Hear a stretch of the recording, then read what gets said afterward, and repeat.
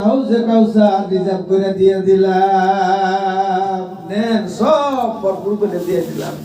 সেই নবী মুহাম্মদুর রাসূলুল্লাহ সাল্লাল্লাহু আলাইহি ওয়াসাল্লাম মেরাজ করে আসলেন। ঘটনায় পাওয়া যায় রাতারাতি এই কাজগুলি সুসম্পন্ন করলেন। এত বড় সফর, লম্বা সফর করার পর উনি মসজিদে নববীতে বসলেন। বৈশাখ সমস্ত আলাপ আলোচনা সব কিছু যখন মেরাজের কাহিনী যখন বলতেছিলেন, সর্বপ্রথম হযরত আবু বকর সিদ্দিক রাদিয়াল্লাহু তাআলা আনহু শোনার সাথে সাথে আবু বকর বিশ্বাস করলেন।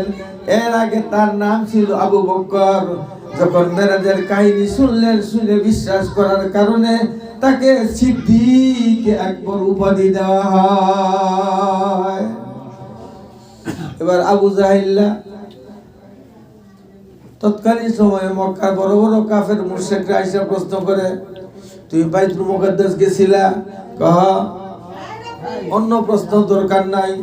বাইতুল মুকাদ্দাসের কয়টা দরজা, কয়টা জানালা, কয়টা খুঁটি, ওই মসজিদের কয়টা পিলার কদি, তার পরীক্ষা করার জন্য এই মনস্থ যখন করতেছে, নবী তো দরজা জানালা দেখার জন্য যান নাই, খুঁটি নাটি দেখার জন্য তো যান নাই। উনি গেছেন আল্লাহর তো দায়িত্ব পালন করার জন্য।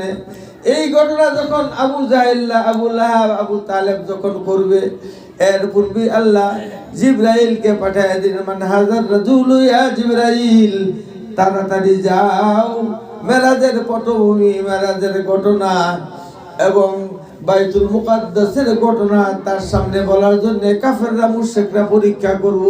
আমার বন্ধু তো এই জন্য আসে নাই, সে কি করে জবাব দিবে, উত্তর দিবে, তুমি তাড়াতাড়ি যাও। আবু জাহিল্লার গোষ্ঠী গোনাত আসার আগেই ক্যামেরার মতন সাজাইয়া নবী বসা থেকে পূর্ব দিকে ফিরিয়া মুহূর্তের মধ্যে পুরা বাইতুল মুকাদ্দাসের ভিডিওটা আমার বন্ধুর সামনে তুই ফিটিং কইরা দিবা। আমার বন্ধু যেন কোনো অসম্মানী না হয়। যখন আবু জাহেল এই প্রশ্ন করছে, আবু লাহাব, আবু তালেব এরা যখন এই প্রশ্ন করছে, আল্লাহ নবীর সামনের দিকে তাকাইলেন। জিবরাইল তো ক্যামেরা নিয়ে ভিডিও নিয়ে রেডি। উনি মুহূর্তের বইলা দিলেন, বাইতুল মুকাদ্দাসের এতটা দরজা, এতটা জানালা, এতটা খুঁটি, এতটা পিলার, মুহূর্তের মধ্যে সকল বর্ণনা কাফের মুশরিকদের সাথে আপনার নবী, আমার নবী নূরে খুদা মুহাম্মদ সাল্লাল্লাহু আলাইহি ওয়াসাল্লাম উত্তর দিয়ে দিলেন। বিশ্বাস না করলে তার পরিণাম কি? যারা বিশ্বাস করে না মেরাজ, এই জন্য বলছিলাম বড় বড় মৌলবী, এত বড় ফ্যাটওয়ালা, গানের মধ্যে 250 কেজি গুস, এরা কয় নবী নাকি মেরাজ নাকি সত্য না, নবী নাকি নূরের নবী না বলে অনেকে। এটা ভাঙ্গা দিয়ে গেলাম বুঝার জন্য। আল্লাহ রাব্বুল আলামিন তার বন্ধু মুহাম্মদ সাল্লাল্লাহু আলাইহি ওয়াসাল্লামকে সশরীরে আরশে মোল্লায় সিদরাতুল মুনতাহা নিয়েছিলেন। এর মধ্যে কোনো সন্দেহ আছে? কোনো সন্দেহ নাই। সন্দেহ যদি থাকি, তার জ্বলন্ত একটা বাস্তব প্রমাণ ইতিহাসে আসছে। এই মেরাজের ঘটনা শুনতে গিয়া এক ইহুদি সব শুনছে, শুইনা সেইরা বাজারে গেছে আর মনে মনে চিন্তা করে, আব্দুল্লাহর পোলা মুহাম্মদ সব মিথ্যা কথা, একটা সব কাহিনী বানায় বানায় কয়। মনে মনে এই চিন্তা আর ফিকির, এই ধ্যান ধারণা, আবার এদিক দিয়ে বাজারও করছে। বাজারে যাইয়া বোঝার জন্য বলছি, এত বড় এক শৈল মাছ, জীবিত শৈল মাছ কিনছে। শৈল মাছ কিনে বাজার থেকে নিয়ে বাড়িতে গেছে। তৎকালীন যুগে ওই ইহুদির বউ সুতা বলার কাজ করতো। যারা টাঙ্গেল গেছেন কাপড় বোনায়, যারা পাবনা গেছেন কাপড় বোনায়, সুতা বোনার এরকম একটা চলকির মতো আছে গোড়ায়, এই কাজ ওই মহিলা করতো। গিয়া দেখে তার স্ত্রী এই কাজ করতেছে, ডাক দিয়া বলল, উঠানের মধ্যে এত বড় শৈল মাছ জীবিত ফেলাইছে, ও বউ তাড়াতাড়ি এই মাছটা কাটো, কুটো, আমার জন্য বোনা তৈরি করো, ভালো করে পাকশা করে বোনা তৈরি করো। ঠিক আছে, এই যে আমি গোসল করতে যাই, হাতে সাবান, কাঁধে গামছা, লুঙ্গি সব কিছু ফিটিং কইরা রেডি হইছে গোসল করার জন্য নদীতে যাবে। নদীতে যখন যাচ্ছে আবার স্ত্রীকে ডাইকা বলছে যে মাছ রেখে গেলাম, আমি কিন্তু গোসল করতে যাই, কিন্তু খাওয়া দাওয়া করবো, তাড়াতাড়ি পাক করো, তুমি যাও, তুমি আইসা দেখবা রান্না বান্না হয়ে গেছে, চিন্তার কোনো কারণ নাই। এই বেচারি সুতা বোলার কাজ করতেছে আর শৈলমার সমানে ফাল পাট্টি আছে।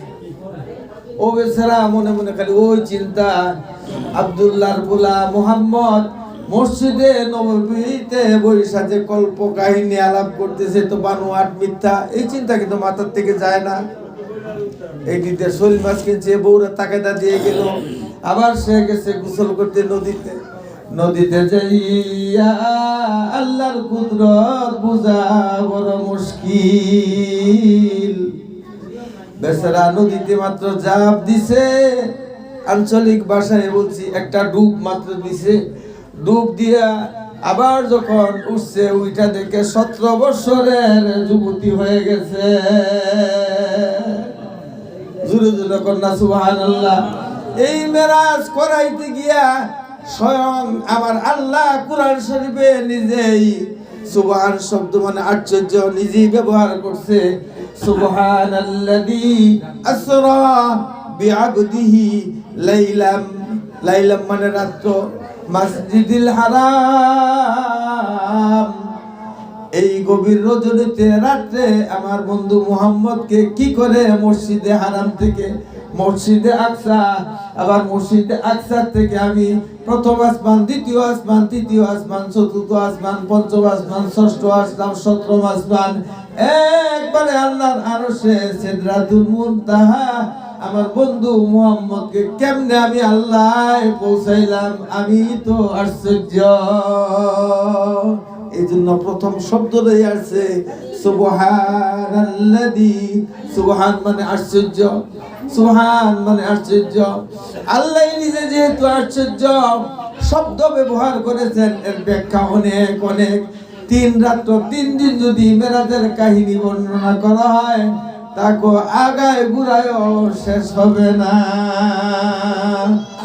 প্রশ্ন আসে, অনেক যুক্তি আসে, রাতারাতি করছে, বৈজ্ঞানিক পদ্ধতিতে হিসাব কইরা পাওয়া গেছে।